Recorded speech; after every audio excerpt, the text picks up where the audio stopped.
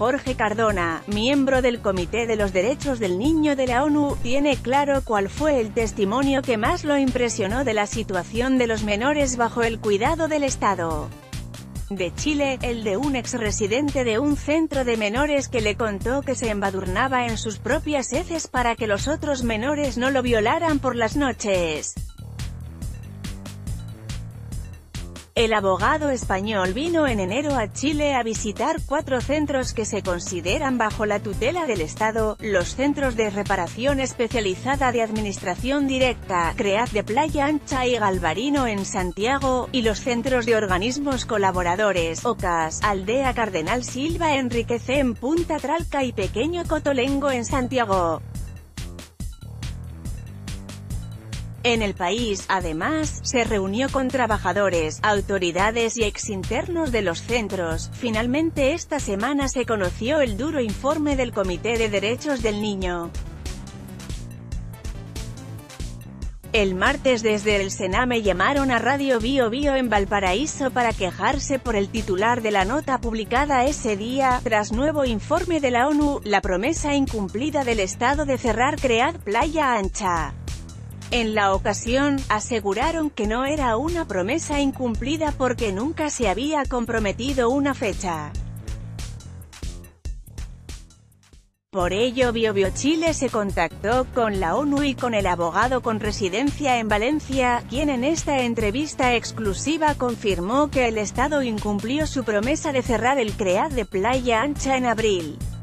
Además, criticó duramente el actuar del Estado chileno, que poco ha hecho, dice, para garantizar los derechos de estos menores.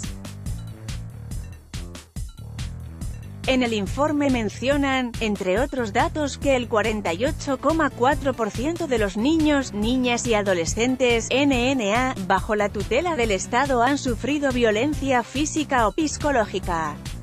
¿Le sorprendió encontrarse con estas cifras? Lo primero es que todos los datos que hay en el informe son datos proporcionados por el propio Estado, por organismos oficiales. En segundo lugar, hay muchos NNA que se encuentran bien cuidados, pero un gran número de ellos está en una situación dramática.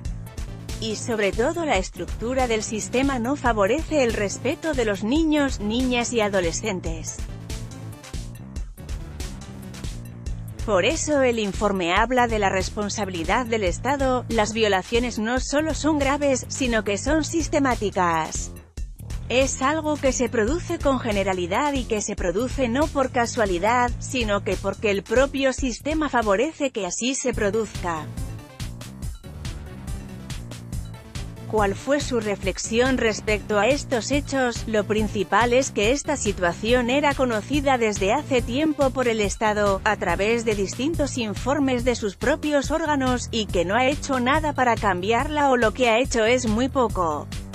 En ese sentido es especialmente llamativo que un Estado, del que no tengo ninguna duda que es democrático y de derecho, se haya olvidado de un grupo de sus ciudadanos, se haya olvidado de tal vez los ciudadanos que se encuentran en la situación de mayor vulnerabilidad de todo Chile. Porque han llegado a esas residencias porque han sido vulnerados ya antes en sus derechos. Es bastante sorprendente que el Estado, que está obligado a protegerlos, en lugar de hacerlo haya seguido violando sus derechos y además sabiendo que eso se producía no haya cambiado esa situación. En los centros del Sename se ha acusado de golpes de funcionarios a menores, que se aplican llaves para contenerlos, que se los sobremedica. La formación que tiene el personal de trato directo no es una formación especializada, tienen los estudios básicos, y muchos de ellos carecen de formación de psicología y para el trato de niños que vienen de situaciones durísimas, donde pueden haber sufrido abuso sexual, que han sufrido malos tratos, que han estado en entornos desestructurados y que llegan ahí y se encuentran con un personal que no está formado para recibirlos. Además es un personal que se encuentra especialmente estresado ya que muchos de ellos doblan o triplican su horario de trabajo para cubrir cuando hay una baja de algún compañero. Entonces es una persona que está en una situación de tensión, sin formación y con 24 horas seguidas de atención a niños que traen todos esos problemas. Yo no los justifico, esas personas son culpables y deben ser juzgadas por lo que han realizado. Pero sí digo que el sistema ha ayudado a que esas personas violen los derechos, y que también es culpable el que ha puesto a esas personas en esas condiciones. Considerando la situación de los centros, a qué número de niños por hogar debe intentar llegar Chile, lo ideal es que no haya ningún niño en ninguna residencia, lo ideal es que los niños vivan en familia, ya sea la suya biológica, cuando ello no sea posible en la familia amplia, con los abuelos, con los tíos, y cuando ello no es posible en familias de acogida. Es cierto que para atención especializada en casos realmente graves es bueno que haya algún centro pequeño donde haya especialistas que puedan atender, por el menor tiempo posible, a niños y niñas que traen traumas especiales, para que lo antes posible se encuentren en las condiciones de ser desviados, ya sea para retornar a su familia biológica, para ir a la familia amplia o para ir a una familia de acogida. Todo lo que no sea un entorno familiar es una violación del derecho del niño a su desarrollo holístico, por lo tanto todas las residencias deberían de no existir.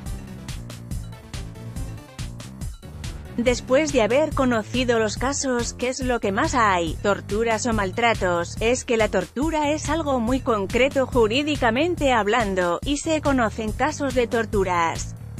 Normalmente lo que hay más es malos tratos. Y hay inclemencia y hay una especial violación, que también se da en los OCAS, que duele especialmente, que es que también hay violencia entre iguales. Es decir, también hay niños y niñas que ejercen violencia contra otros niños y niñas, y el personal no tiene recursos de capacitación para poder intervenir e incluso en ocasiones lo fomenta como un medio de contención, un medio de dominio sobre los otros niños. Y eso es terrible. ¿Hay alguno de esos testimonios, de personas que pasaron por esa situación, que recuerde especialmente? Una de las cosas que más me impresionó de toda mi visita a Chile fue una conversación con una persona egresada de un centro. Su experiencia es que cuando él llegó al centro oía como entre los más mayores se iban repartiendo a los que entraban: este será para mí, este será para ti. Y él por las noches se embadurnaba en sus propias heces para no ser violado por otros niños. Hay que imaginarse el sufrimiento de esa persona para ser capaz de embadurnarse en sus propias heces al acostarse en la cama para dar asco y no ser violado. Y pensar que ese niño había sido sacado de su familia porque se consideraba que corría peligro en su familia y había sido llevado a un centro de protección. Es terrible pensar que el Estado, y cuando hablo del Estado hablo de la sociedad chilena, acepta que esa situación se dé y no piensa que son hijos suyos los que están en esos centros. Porque los niños y niñas que se encuentran en los centros residenciales se encuentran bajo la tutela del Estado, y por lo tanto el Estado ejerce de padre de esos niños y niñas. Son sus hijos los que están sufriendo esas violaciones y ante los que no ha reaccionado, ha estado permitiendo que eso suceda, y eso es terrible. CREAD de Playa Ancha. Usted visitó 4 centros, pero la única solicitud urgente fue cerrar el CREAD de Playa Ancha. Porque, el mismo día de mi llegada a Ginebra desde Chile pedí al comité que solicitara, y así se acordó por unanimidad, que se cerrara con carácter inmediato el CREAD de Playa Ancha. Lo que vi fue una estructura física que en sí misma es una violación de derechos. Me encontré con un centro donde había niños y niñas que estaban encerrados en pequeños recintos con llave, las llamadas casas, y que no podían salir si no estaba el encargado o la encargada para abrir la puerta. Eso en sí mismo es peligroso.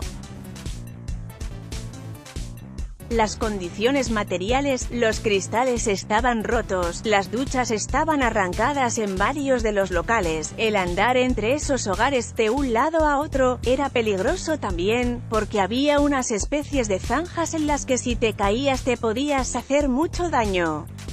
Es decir, las condiciones materiales era lo más alejado a un hogar que uno pueda imaginarse y bastante cercano a una prisión. No había forma de arreglar esa estructura, aunque no era una prisión, es un lugar que debe de ser destruido, no se puede arreglar. Me encontré con que había varios trabajadores pintando las paredes e intentando arreglar la situación y es un centro que solo por su propia estructura debe de desaparecer. Lo que vi solo de infraestructura era malo, pero el propio diseño intelectual hace que sea imposible la rehabilitación de los niños que llegan ahí. Con 100 niños y niñas heterogéneos, con niños con discapacidades respecto a los que no había ningún tipo de medida especial, donde estaban mezclados niños y niñas con patologías y con problemas que traían muy diferentes. Por lo tanto también como idea, como concepción, el centro era lo contrario a lo que debe ser un centro para la recuperación, rehabilitación y reinserción de niños y niñas vulnerados en sus derechos. Ustedes también aseguran que el Estado se comprometió a cerrarlo. El Estado aceptó la solicitud del comité en 48 horas, porque conocía esa situación, pero se ve que necesitaba que alguien se lo pidiera. Se respondió diciéndonos que estaba de acuerdo y que se comprometía a cerrarlo en 3 meses, cosa que se cumplía en el mes de abril. Y no lo han cerrado. El problema es que el Comité de Derechos del Niño tiene la autoridad de realizar investigaciones y hacer recomendaciones sobre lo que hay que hacer, pero no tiene la potestad para obligarlo a hacerlo. Solo tenemos la autoridad y desde esa autoridad le volvemos a decir al Estado que debe adoptar medidas urgentes para sacar a los niños y niñas que allí se encuentran. ¿Qué le parece que en su respuesta el Estado haya dicho que lo cerrará en enero de 2019? Yo visité también el centro de Galvarino en Santiago, donde murió Lisette Villa. Cuando yo lo visité solo tenía 20 y algo niños porque estaban en trabajos de reforma y sí encontraron otros centros para llevar a los niños mientras se terminaban las obras. ¿Por qué no hacen lo mismo con el centro de Playa Ancha? Tienen que buscar dónde llevar esos niños y niñas, analizando cuál es la situación de cada uno de ellos, y sacar a esos niños de ahí porque los niños no están bien allí. Porque en cada hora de cada día los niños que se encuentran ahí están viendo violados sus derechos por encontrarse en ese centro. Y cuando a uno le están vulnerando sus derechos no se puede esperar a que se desarrolle, como he leído yo en prensa, un plan piloto de acogimientos familiares en Valparaíso que se llevará a cabo en 2019. Yo creo que con 3 meses hubiera sido suficiente para encontrar soluciones alternativas.